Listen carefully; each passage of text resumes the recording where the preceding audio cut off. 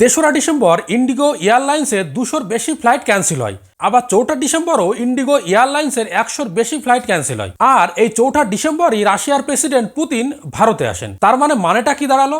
Flight বাতিল হওয়ার পরিমাণ সেই সময় সবথেকে বেশি হয়েছে যে সময় পুতিন ভারতে এসেছে। ঠিক দুদিন আগে 1লা ডিসেম্বর ভারত সরকার বিজ্ঞপ্তি দিয়ে জানিয়েছিল যে দিল্লি এয়ারপোর্টে বিমানের জিপিএস হ্যাক করে কেউ বা কারা বিমানের রুট পরিবর্তন করার চেষ্টা করছিল, যাতে বিমানের ভয়ানক কোনো দুর্ঘটনা ঘটে যায়। এবার কয়েক মাস আগে এই বিমান নিয়ে ঘটে চলা কয়েকটা ঘটনার কথা একটু মনে করুন তো। যে সময় অপারেশন সিন্দুর চলছিল ঠিক সেই সময় কিন্তু ভারতবর্ষে এই বিমান দুর্ঘটনাগুলো বেড়েই চলছিল। বিমানকে এমার্জেন্সি ল্যান্ডিং করাতে বাধ্য করা হচ্ছিল। এরপরই এয়ার ইন্ডিয়ার যে বিমানটি দুর্ঘটনাগ্রস্ত হয়েছিল সেটাও কিন্তু এই অপারেশন সিন্দুর ঘটার পর, অর্থাৎ 12ই জুন হয়েছিল। আর এরপর থেকে লাগাতার আমাদের পাবলিক পরিবহনকে টার্গেট করা হচ্ছে, বিশেষ করে আকাশ পরিবহনকে। এই ঘটনাগুলোকে আমরা একদম সাদা মনে মেনে নিচ্ছি, এগুলো একদম সাধারণ ঘটনা। কিন্তু এই ঘটনাগুলো কি সত্যি সাধারণ ঘটনা, নাকি এর পেছনে লুকিয়ে আছে গভীর কোনো রহস্য?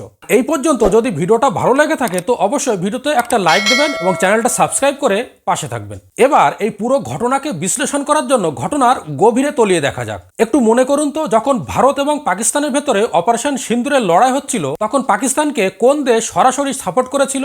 হ্যাঁ, ঠিকই ধরেছেন, তুরস্ক বা টার্কি। এই দেশটাই পাকিস্তানকে ড্রোন দিয়ে সাহায্য করেছিল, আর এই ড্রোনগুলোই ব্যবহার করা হয়েছিল ইন্ডিয়ান সেনাদের ওপর হামলার কাজে। আর এই সমস্ত ঘটনাগুলো জনসমক্ষে আসার পর দিল্লি, মুম্বাই, আহমেদাবাদের মতো বিমানবন্দর কর্তৃপক্ষ সরাসরি জানিয়ে দেয় যে তারা আর স্লেবির মতো কোম্পানির সাথে কাজ করবে না বা তাদের সাথে আর কোনো টাই আপ করতে চায় না। তাহলে এবার প্রশ্ন হলো, কি এই স্লেবি? এই স্লেবি হলো একটা টার্কিশ এয়ারলাইন কোম্পানি। আর ঠিক এই সময়ে কেন্দ্র সরকার নতুন এফডিটিএল আইনের প্রথম ফেজ চালু করেন, আর তার জন্যই বর্তমানে ইন্ডিগো এয়ারলাইন্স এত সমস্যার মধ্যে পড়ছে।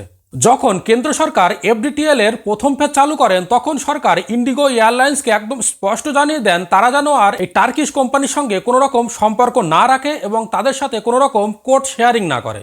আগস্ট মাসে কেন্দ্র এই কথাগুলো যখন ইন্ডিগো এয়ারলাইন্সকে জানিয়ে দেয় তখন ইন্ডিগো এয়ারলাইন্স এই কথাগুলো তো মানেইনি, বরং তারা কেন্দ্রকে উল্টে বলে তারা টার্কিশ কোম্পানির সঙ্গে সমস্ত সম্পর্ক ছিন্ন করবে, কিন্তু তার জন্য তাদেরকে 3 মাস সময় দিতে হবে। কিন্তু তারপরেও তারা কথা রাখেনি, তুর্কি এয়ারলাইন্সের সঙ্গে কোনো রকম সম্পর্কই তারা ছিন্ন করেনি। উল্টে এই টার্কিশ এয়ারলাইন্স ইন্ডিগো এয়ারলাইন্সকে যুক্তি দিয়েছিল তারা যেন বেশি করে পাইলট হায়ার না করে এবং স্টাফ হায়ার না করে, এতে তাদের মুনাফা বেশি হবে। আর এই বেশি মুনাফা চক্রে পড়েই ইন্ডিগো এয়ারলাইন্সকে আজকের এই দুর্যোগের মধ্যে পড়তে হয়েছে। তবে এমনটা হতে পারে যে এই টার্কিশ এয়ারলাইন্স ইন্ডিগো এয়ারলাইন্সকে এমন একটা যুক্তি দিয়েছিল যে তোমরা এমন একটা অব্যবস্থা তৈরি করো যাতে যাত্রীরা চরম লেভেলের দুর্ভোগের মধ্যে পড়ে। আর ঠিক এটাই হলো যখন রাশিয়ার প্রেসিডেন্ট পুতিন ভারত সফরে এলো। তবে কেন্দ্র সরকার এই বিষয়ে তদন্তের জন্য উচ্চ পর্যায়ের কমিটি গঠন করেছে, যারা খতিয়ে দেখছে এটি সত্যিকারের টেকনিক্যাল ফল্ট নাকি আগে থেকেই ঠান্ডা মাথায় তৈরি করা কোনো গভীর চক্রান্ত।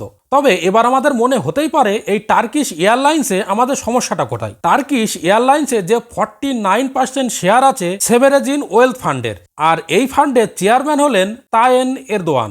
আর এই তায়ের এরদোয়ানই হলো বর্তমানে তুর্কির প্রেসিডেন্ট, যিনি সবসময় ভারতের বিরোধিতা করেছেন এবং পাকিস্তানকে সাপোর্ট করেছেন। শুধু তাই নয়, ভারত পাকিস্তান লড়াইয়ের সময় পাকিস্তানকে ড্রোন দিয়ে সাহায্য করেছেন।